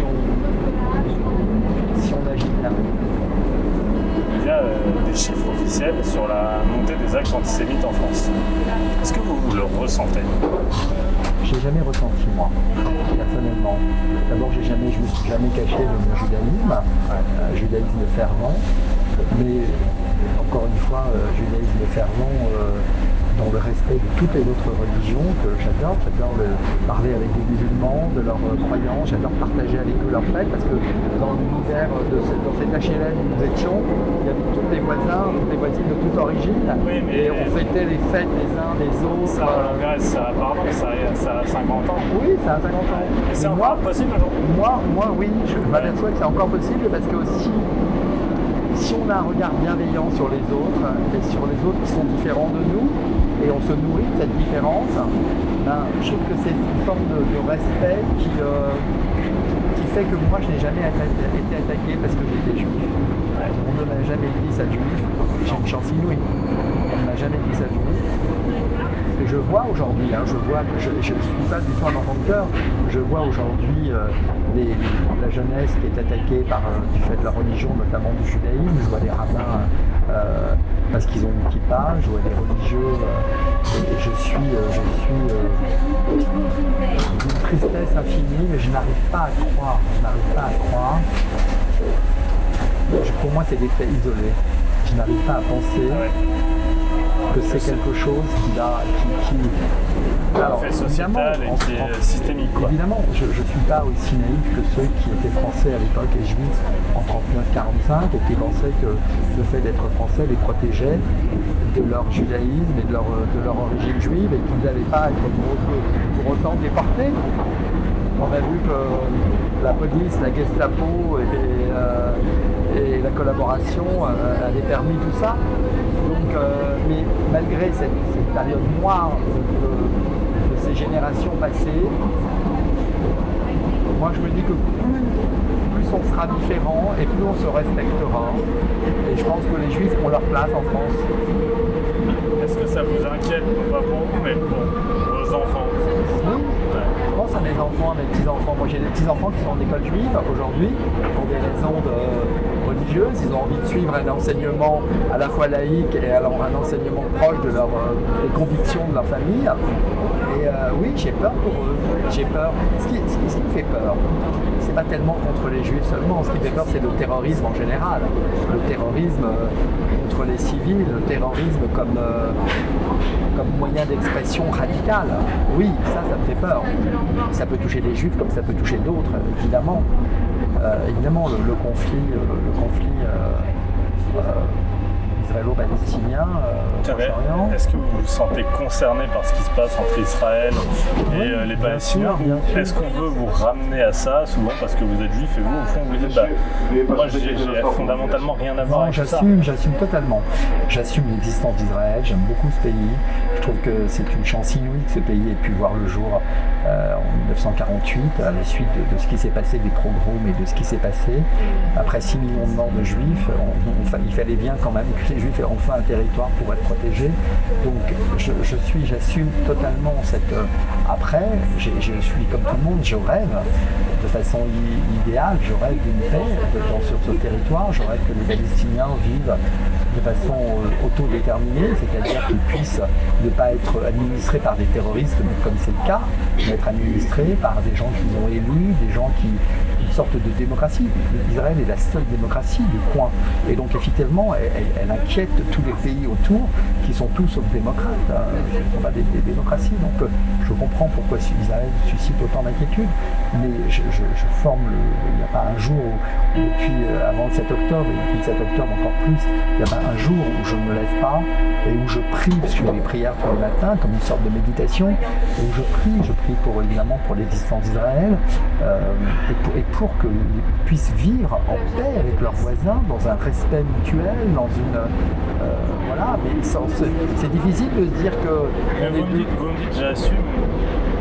j'assume jusqu'à quel point, parce que en effet, je suis d'accord avec vous, c'est la seule démocratie de la région, mais il y a eu certaines dérives qu'on a pu voir à Gaza, et donc ça on peut vous le reprocher aussi, alors que, une fois de plus, là, vous êtes en France, vous êtes français. Le problème, c'est que tout le monde parle de ce qu'il ne connaît pas. Moi, oui, c'est vrai. Moi, je ne suis pas à Gaza, parce que je ne suis pas dans les secrets, les alcôves de ce qui se fait, de ce qui se dit.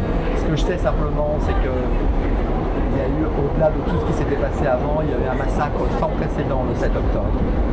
Et je crois que le monde n'a pas pris la mesure de ce qui s'est passé, parce qu'après l'effroi de ce qui s'est passé, tout le monde s'est réveillé 2 jours après, comme si c'était normal de ne pas se défendre. À un moment donné, il fallait évidemment aller chercher ces terroristes, les sortir de leur tanière, alors qu'ils se terraient avec des populations civiles qui ont été innocentes, je le sais, et qui ont été témoins aussi d'exactions et de choses terribles.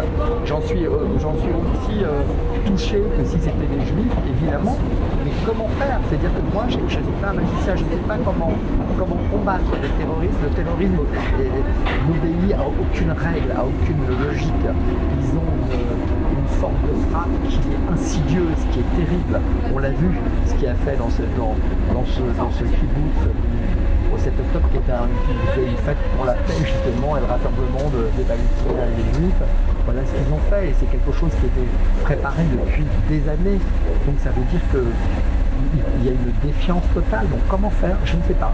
Je ne sais pas comment casser les œufs, comment faire une omelette sans casser les œufs. J'en suis bien conscient. Les Israéliens en ont été victimes, les Gazaouis, les Palestiniens en ont été victimes aussi, mais je ne sais pas comment faire. Et donc je me dis que beaucoup de gens parlent et beaucoup de gens jugent, mais ils jugent au nombre évidemment de morts, je suis d'accord, c'est terrible. Mais comment faire? Si quelqu'un a une solution, je serais attentif. Pour revenir à ce qui se passe en France, et vous parlez de la montée de l'antisémitisme, est-ce que vous croyez en la capacité des politiques à ressouder, à réussir à ce que cet antisémitisme disparaisse ou en tout cas disparaisse? Moi j'y crois si vous parlez avec les bonnes personnes. Il faudrait parler, je ne dis pas que Netanyahou est la bonne personne, mais je ne crois pas que ceux qui aujourd'hui administrent ce territoire, Palestine, sont les bonnes personnes. Et en France? En France, moi je suis très déçu des médias qui ont été très très partiaux dans le traitement de ce conflit et surtout de ce qui s'est passé le 7 octobre. Je suis infiniment choqué, et je le dis sincèrement, mais je le fais comme un citoyen normal, je suis extrêmement choqué du parti LFI qui est outrageusement antisémite. C'est pas seulement Israël qu'ils ont en ligne de mire, c'est beaucoup plus que ça, et on le voit dans leur discours, dans leur façon d'analyse, dans leur... Et c'est que moi j'ai beaucoup de peine pour la France. La France est divisée, et je pense que je ne suis pas plus évidemment que j'ai jamais voté pour l'extrême droite. Mais je me dis aujourd'hui qui sont les bonnes personnes pour essayer d'apporter la quiétude, de la tolérance, de la paix et du soutien à ces conflits. Je ne sais pas, je suis un peu perdu aujourd'hui. Mais j'ai été très déçu des médias, parfois France Télévisions, parfois les médias publics, qui ont été très très partiaux dans la façon de traiter le problème. C'est que sur ce point, l'autre camp vous dira l'inverse. Honnêtement, moi je ne sais pas quoi en penser.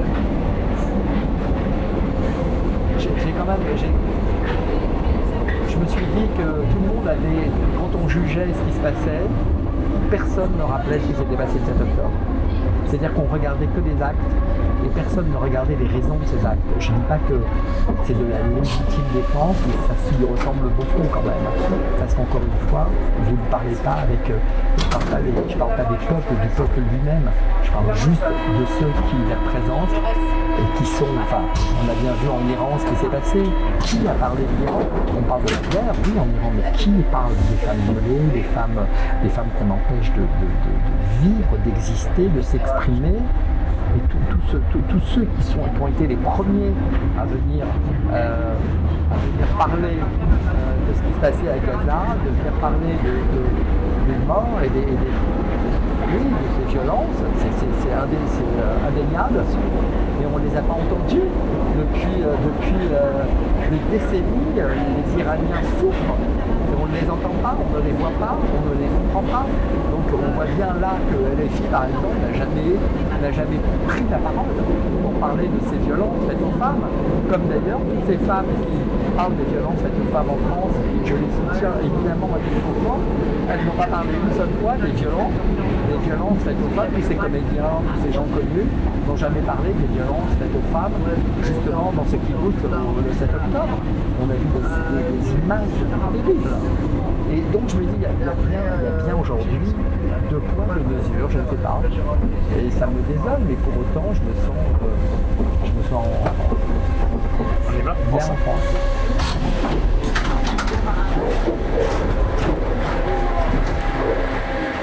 Par où on passe? Je vous suis maintenant. Oui. Merci de nous avoir répondu sur ce point. C'est pas un point évident. Non, c'est pas évident. Je n'ai pas malheureusement pas de clairvoyance parfaite. Parce que, encore une fois, il y a beaucoup de paramètres qui nous manquent. Tiens, j'en reviens au livre et à quel moment vous avez dit tiens je vais écrire mon histoire? Vous m'avez dit cela, oui, j'aime pas forcément trop parler de moi et tout, mais vous y êtes allé. J'ai été pour ma mère, parce que quand ma mère est partie,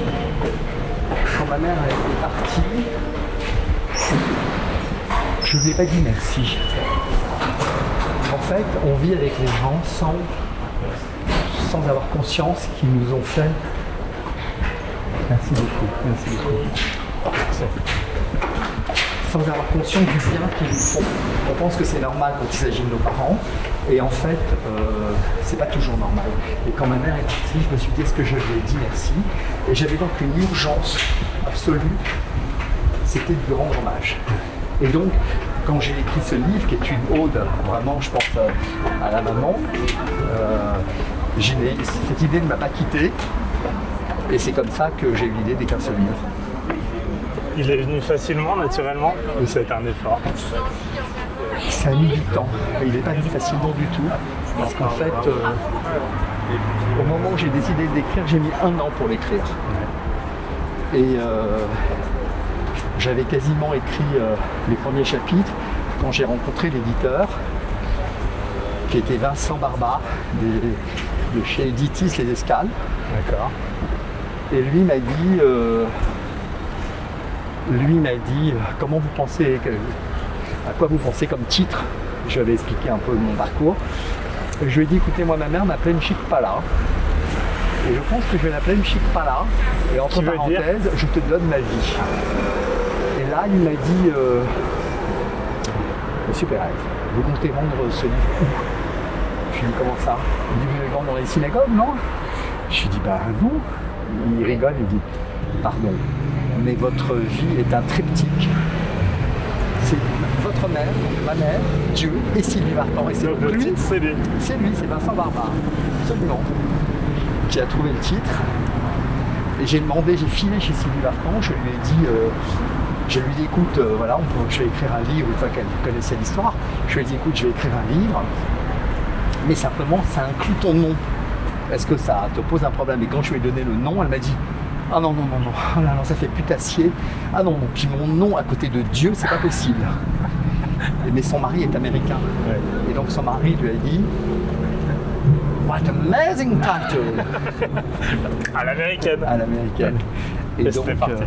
Et c'est parti, et c'est comme ça que le livre, je ne pensais pas qu'il connaîtrait ce succès. Mais en fait, je pense que le nom de Sylvie Vartan a dû attirer l'attention des médias. Et ils ont voulu tous comprendre pourquoi Dieu était accolé au nom de Sylvie Vartan. Et c'est comme ça que le livre a eu un grand succès et a été adapté au cinéma. On est en train de se diriger vers 30 ans de ma vie. Oui, Europe 1. Vous animiez dans 20 minutes maintenant la libre antenne. Ouais. On est déjà venu ici il y a 4 ans, je crois, avec Olivier Delacroix, qui animait la libre antenne. Absolument. Et alors Olivier avait vécu un drame, il a perdu son fils. Oui. Vous avez vécu un drame, vous avez perdu votre femme. Oui, elle était jeune. Ouais. Ma femme, je l'ai perdue en 2006, elle avait 43 ans. Comment on se relève de ça? J'avais 3 enfants et j'ai pensé qu'à une seule chose avant de penser à ma peine, j'ai pensé qu'à eux. Et je me suis dit, si moi je suis bien, eux seront bien. Ma femme avait vécu dans une forme de mensonge, c'est-à-dire qu'elle n'avait pas dit qu'elle était... elle l'avait pas dit. Elle cachait le fait que sa maladie évoluait et qu'elle avait refusé les traitements parce qu'elle était persuadée que les traitements allaient l'empêcher de profiter des dernières années avec ses enfants.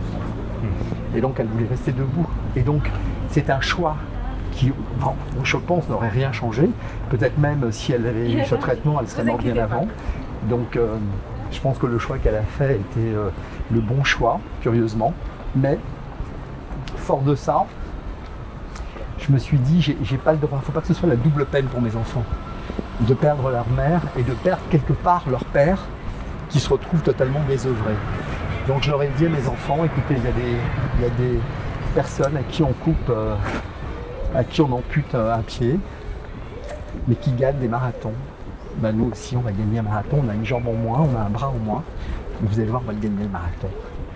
Et puis j'ai continué à avoir cette joie que m'avait donné ma vie, m'avait donné mon enfance.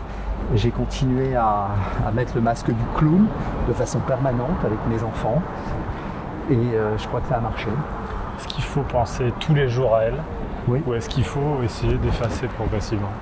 Ah non. Moi je pense que je fais vivre les gens en parlant d'eux. Donc j'ai continué, j'ai même écrit un deuxième livre qui va devenir justement le deuxième film. J'ai continué beaucoup à parler d'elle aux enfants, comme si elle était quasiment là.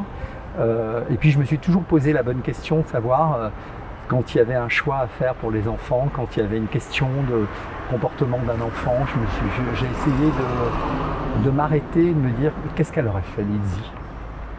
Qu'est-ce qu'elle m'aurait dit ? De quoi on aurait parlé ? Comment on aurait réagi ? Comment on aurait agi même ? Et ça a été très bénéfique. Et je pense que, encore une fois, on revient à Dieu. Moi, je pense qu'elle est avec nous d'une certaine manière. J'ai vu que vous aviez toujours l'Alliance. Ouais. Bah oui, parce que voilà, c'est quelqu'un qui m'a donné. On a eu 3 enfants ensemble.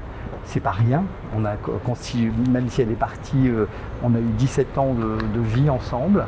Même si après j'ai fait d'autres rencontres, j'ai eu d'autres choix, d'autres vies. Mais ma femme reste ma femme. Je suis marié à la synagogue avec elle. C'est pas rien dans une vie et je veux pas effacer.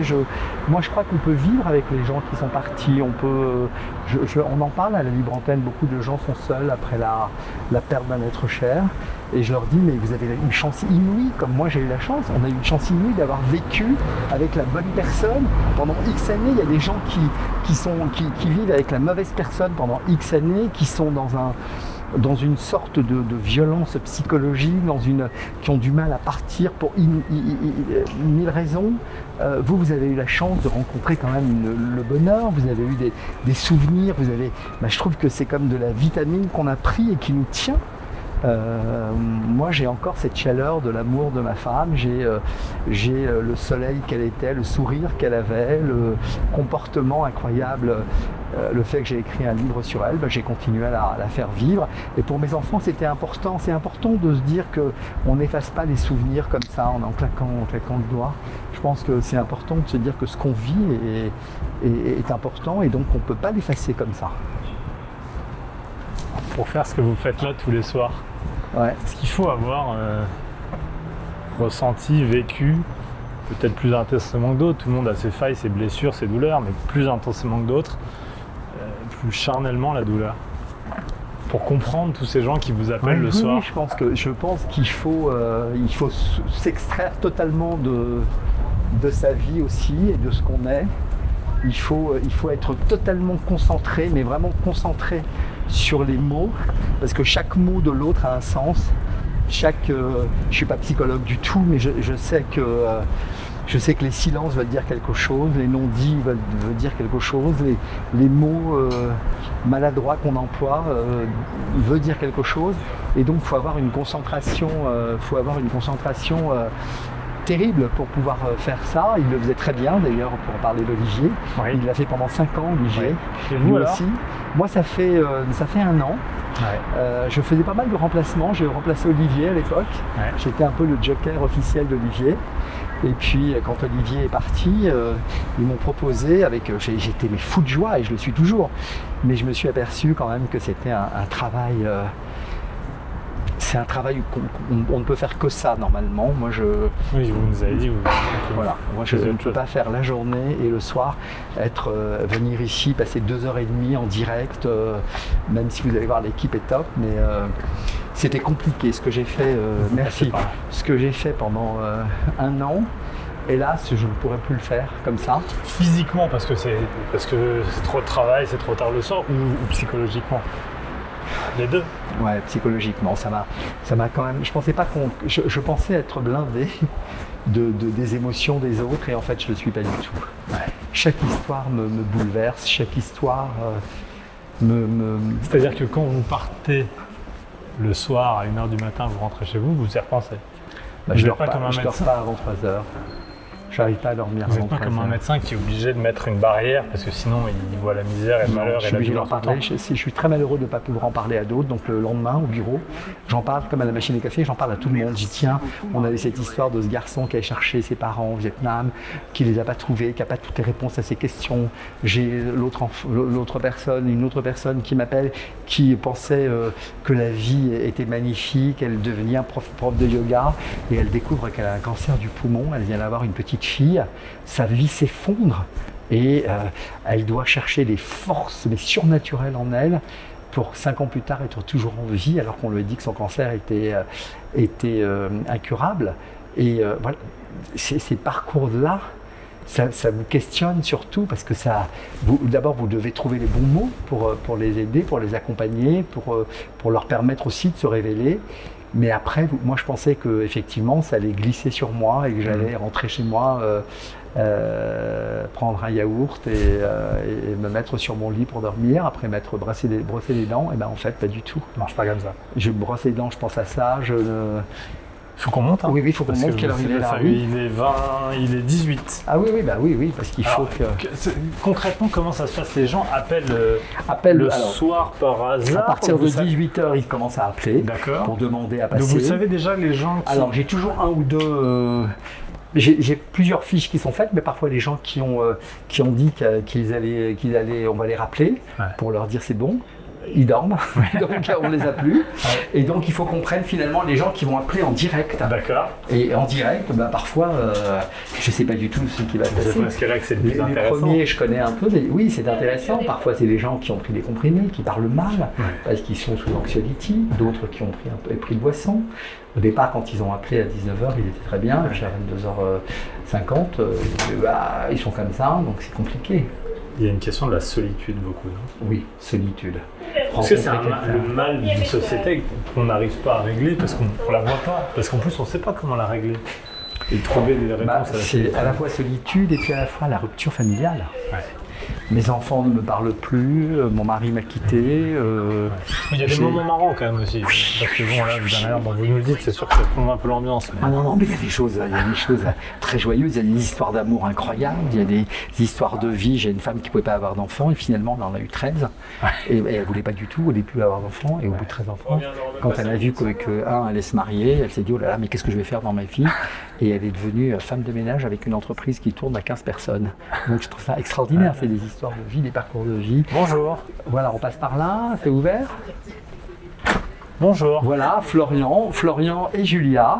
Et bonjour. Et Audrey, Julia, du coup je dis Audrey, je sais pas, qu'on avait Julia qui travaillait avec nous, Audrey, voilà. Florian et Audrey qui sont là et qui préparent l'émission, c'est eux qui reçoivent les appels dès 18h, 17h, qui voient qui construisent l'émission, voilà, l'émission est construite. Par exemple, montrez-nous là concrètement. Voilà, là, vous voyez, on a des donc premiers... Ça, c'est ce qu'on vous remet entre les mains tous les soirs. C'est ce qu'on me remet entre les mains tous les soirs et je pars en studio avec celui qui fait les infos, voilà. On va commencer par Gaëtan, ma grand-mère 102 ans et des projets plein la tête. Et donc, voilà, vous voyez que c'est pas que de la déprime. Ah bah non, mais je vous dis, il y a plein de choses très, très sympas. Voilà, elle a gagné au loto espagnol, donc voilà, je vais lire ça très vite. Vous voyez, il me reste quelques minutes, je vais lire ça très vite. Je vais mettre en stabilo boss ce qui paraît important. Et puis soit il raconte son histoire et j'ai pas besoin de le relancer, soit il va être un peu Est-ce que vous sentez parfois quand l'histoire est bonne, quand le client est bon, qu'il faut le garder, qu'il faut le... Oui, et vous pouvez les rappeler de jour en jour aussi? Oui, alors ça m'est arrivé une ou deux fois, mais généralement je le fais pas parce qu'on a quand même, vous voyez, solitude extrême, Janine. On en parlait. Oui. Voilà, solitude extrême. Attention monsieur, je suis seul, un peu plus âgé que je ne parais, je ne verrai personne pendant 2 mois, je suis en Franche-Comté, les mots de quelques auditeurs seraient bien agréables, les vôtres aussi, je vous embrasse. Tu vois. Ouais, il vous a fait un message. Voilà, je suis maman solo, une femme de Gigi de 52 ans, maman solo et bien dans ses baskets. Vous voyez, on a tout... C'est Stéphanie. Stéphanie, et il ne faut pas parler de sa séparation avec le papa. Voilà. Ça, c'est Audrey qui le dit. Et puis, vous voyez, on a parlé de ça aujourd'hui. Jusqu'au va l'amour d'une mère, il n'y a pas plus de beau métier que d'être maman. C'est quelqu'un qui nous appelle du Finistère. Donc là, tout ça, c'est... et puis après, vous avez des choses terribles. Son ophtalmo lui a ôté la vie, elle ne sait pas si elle doit l'attaquer. Ah oui, Donc, là, l'avocat qui est en haut va pouvoir oui, l'aider. et c'est pour ça que les gens appellent aussi. Ah oui. Conseil plus technique. Oui, pas plus que technique, psychologique. Au travers d'une histoire humaine, parce qu'on essaie de pas de... Après, je vais la diriger, mais je ne vais pas pouvoir, évidemment... Oui, vous ne faites pas non plus Julien Courbet, quoi. Non, c'est pas encore, on ne fait pas encore ça ici. Voilà, et donc je vais prendre mon Stabilo Boss et mon... Le voilà. Oui. J'en ai même 2 Stabilo Boss. Et mon stylo. Et puis, je vais aller dans le studio que je vais vous montrer. Ça va, là ? Ça va ? Donc là, on a Là, vous avez Laurent Pelé, qui est le réalisateur de cette émission, Laurent Pelé. Bonjour Laurent. Voilà. Bonjour. Et là, vous avez justement Maël Hassani, qui est le journaliste de tous les soirs. Il est avec moi tous les soirs, il est jeune. Et les gens adorent notre petit échange parce que je pose des petites questions personnelles. Ouais. Et donc, les gens disent que ça va leur manquer quand j'ai arrêté cette émission. Et donc, à partir de demain soir, j'arrête cette émission. Je vais rester sur Europe 1, mais j'arrête cette émission. Vous allez faire quoi ? Vous pouvez le dire ou pas encore ? Oui, bien sûr. Je vais être dans les matinales week-end. D'accord. Et je vais avoir une chronique qui s'appelle « Ai-je le droit de ?»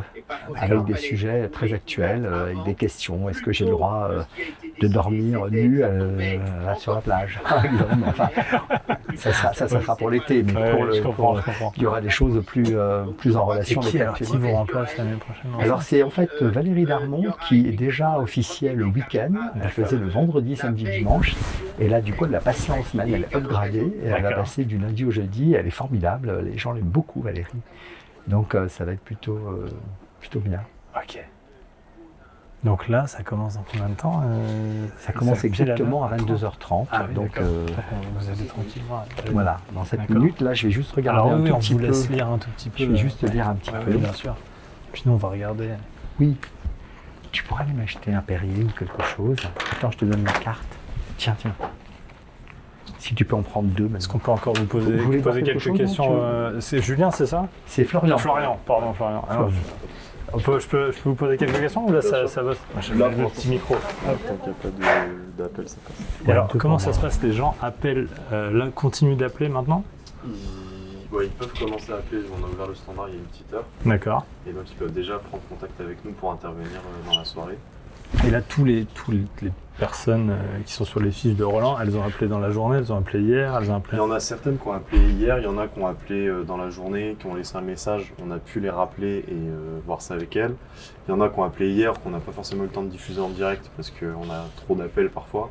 Ouais. Donc on les lance le lendemain et s'ils sont dispo, ils passent. Mais alors, il y a vraiment beaucoup d'appels. Il peut y avoir beaucoup d'appels, c'est assez variable, mais soirs, c'est une émission qui vit toute seule, presque, si je peux dire. Ouais, ok. Et après, il n'y a pas besoin de forcer, d'essayer de trouver des gens, de les appeler et tout. Non, c'est un exercice qu'on fait de plus en plus pour des questions d'orientation de l'émission et pour varier, diversifier un peu aussi les sujets d'intervention. Oui, pour pas que les gens appellent toujours sur le même problème et tout. Okay. Ouais. Mais en soi, l'émission peut vivre toute seule, ça fait des années que... Et alors si par exemple personne n'appelle, il y a de la musique, ou non, on trouve toujours des manières de faire. Dans la théorie, il n'y a jamais personne qui n'appelle. Ouais. Mais oui, après il y a des ressorts comme de la musique, 1 disque, 2 disques, 3 disques, mais ça arrive. Du Sylvie Vartan, puis c'est bon. Ouais, il y a Roland qui fait faire un karaoké. Oui, voilà, c'est ça. Ils sont très gentils ici parce qu'ils me mettent quand même un Sylvie Vartan quand même quasiment par émission. Ah oui. Sous la contrainte. Bah oui. C'est contractuel. Je ramène des petits gâteaux, du chocolat, j'essaye de les acheter comme je peux. et puis on écoute Sylvie Vartan sur Europe 1, ce qui n'est pas donné, donc ce qui est plutôt sympa. Et Roland disait que lui, il avait parfois du mal à encaisser ce que vous pouvez lui dire, genre. Et vous, parce que c'est vous qui les avez en premier au téléphone. J'avoue que j'ai appris à mettre des barrières. En fait, c'est ce qu'on disait tout à l'heure. Je pense que sur le moment, j'espère être empathique. Ouais. Et en réalité, une fois que j'ai raccroché, c'est pas mes soucis. Ouais. Et ça peut être un peu brutal, mais je pense que c'est une façon de durer et de pas s'imprégner outre mesure de tout ça. Mais t'étais comme ça au début ? Quand t'as commencé avec parce que là, c'est combien de temps ? Moi, ça fait 7 ans. Ouais. 7 ans, oui. Peut-être un petit peu moins, mais déjà, ça a jamais. Tu vois, je voyais ma première collègue, tous les appels qu'elle avait, sans offense, mais tous les appels qu'elle avait, c'était. Non, même pas, c'était Natacha, elle s'appelle. Et avec qui je suis encore en contact et tout ça, le moindre appel, c'était une histoire exceptionnelle. Mais comment est-ce possible? Comment? Je lui disais, fais gaffe, parce que tu vas te faire. Tu vas te faire bouffer, c'est pas ta vie, quoi. Donc, j'essaie de faire le tri comme ça. Et Roland, vous avez déjà vu un psy? Parce qu'il y a un petit côté psy, donc il faut prendre certaines... Oui, bien sûr, j'en ai vu un au moment où ma femme est tombée malade. D'accord. Et puis, je lui ai dit quelque chose, et ça m'a toujours marqué. Je lui ai dit, mais je pense que c'est dommage que ce soit elle qui soit malade. Je pense que c'est mieux que ça aurait été moi, ma femme on a 3 enfants ensemble, et je pense que mes enfants ont plus besoin d'une maman que d'un papa. Et là, il m'a regardé, il m'a dit, vous vous attribuez beaucoup de pouvoir.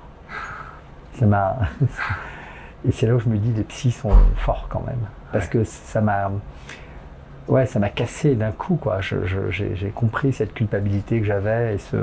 Et après, oui, j'ai continué un petit peu, j'en avais besoin, pour pouvoir évacuer ma propre peine, pour ne pas la faire supporter par mes enfants. Ouais. Parce qu'ici, vous devez aussi peut-être utiliser certains ressorts. Oui, mais je pense que déjà l'écoute, ici, le psy, ce qu'il fait, c'est après, il arrive à sortir, à prendre un mot pour vous faire comprendre quelque chose. Je ne sais pas si moi j'y arrive, mais en tout cas, ce que je fais, c'est que ici, ce qu'on a développé dans cette libre antenne, qui était à l'époque faite par un psychologue, qui l'a été pendant longtemps d'ailleurs avec des psychologues, aujourd'hui, on devient un peu comme SOS Amitié, c'est des écoutants. Et tiens, d'ailleurs, il y a ceux qui appellent, que vous aidez, et ceux qui écoutent. Pourquoi ils écoutent? Parce que ça les rassure, parce qu'il y a une forme de voyeurisme et de moquerie. Il y a beaucoup de voyeurisme. D'ailleurs, il y a une page Facebook où les gens commentent énormément et pas toujours avec bienveillance les appels des uns et des autres. Parfois, ça me choque. Moi, quand j'arrive, je lui dis, mais c'est pas possible d'être aussi méchant et d'avoir... Parfois, je me dis que je devrais pas le faire, mais je réponds sur la page Facebook aux gens pour les moucher parce que je dis, c'est trop méchant ce que vous dites. Ils le font souvent anonymement en plus. Oui, ils le font anonymement, mais moi, ça me... les gens écoutent à la fois pour se dire, ils relativisent leur vie. Parfois, c'est comme un feuilleton, quoi. C'est comme une série.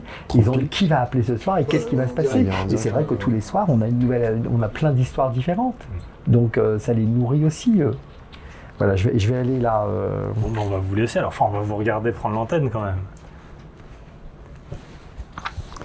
Donc, le studio, c'est ici. Donc il va rentrer là. Et nous, on est en régie aussi. Ok. Il y a de la badoie au frigo. Ah je prendrai la badoie alors. Parce que là, vous partez pour 2h30, c'est ça? Ramener au temps d'antenne, je crois que c'est fait 2 heures. Plus d'antenne. Ah ouais. Sur la journée, parce qu'il y a un peu moins de pub à cette heure-là. C'est ça. Puis t'as des émissions qui sont un peu aussi longues, mais avec des chroniqueurs, en temps passé au micro. Je crois que c'est Roland le plus gourmand. Je prends le micro et puis je vais avec... Merci beaucoup. Merci beaucoup Luc Gras, je rappelle que vous êtes politologue, merci beaucoup d'avoir été l'invité d'Europe 1 Nuit en ce mercredi soir, 22h29 sur Europe 1. Roland Pérez s'installe dans ce studio pour la libre antenne jusqu'à 1h du matin comme tous les soirs. Bonsoir Roland. Comment ça va Maël? Ça va, mais je suis d'un coup beaucoup plus stressé, je vois des caméras dans ce studio. C'est vous qui êtes... Mais oui, mais il fallait que pour mon avant-dernière, au moins que je convoque la presse, les caméras. Je voulais présenter la personne que vous êtes, le journaliste magnifique. Je disais à cette émission auquel vous allez participer malgré vous, parce qu'on ne vous a pas prévenu, je disais qu'en fait on avait un petit rituel où je vous interroge un petit peu chaque soir sur votre vie personnelle, ce qui amuse. Et vous savez que j'ai un cadeau que j'ai dans mon sac pour vous d'une auditrice qui nous a envoyé à chacun un petit cadeau en disant que nos échanges allaient vraiment lui manquer. Voilà, donc tout à l'heure quand vous reviendrez pour le journal de 23h, je vous poserai quelques questions. Très bien, c'est avec grand plaisir. À tout à l'heure. À tout à l'heure. Merci. C'est quoi c'est Merci beaucoup. Merci beaucoup. Bonne soirée. Merci Julien.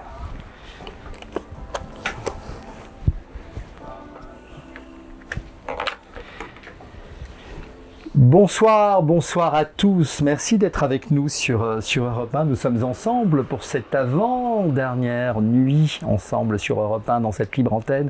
Jusqu'à 1h du matin, il y a des nuits où l'on cherche des réponses et puis il y a celles où l'on cherche simplement une voix qui ne juge pas si vous êtes réveillé.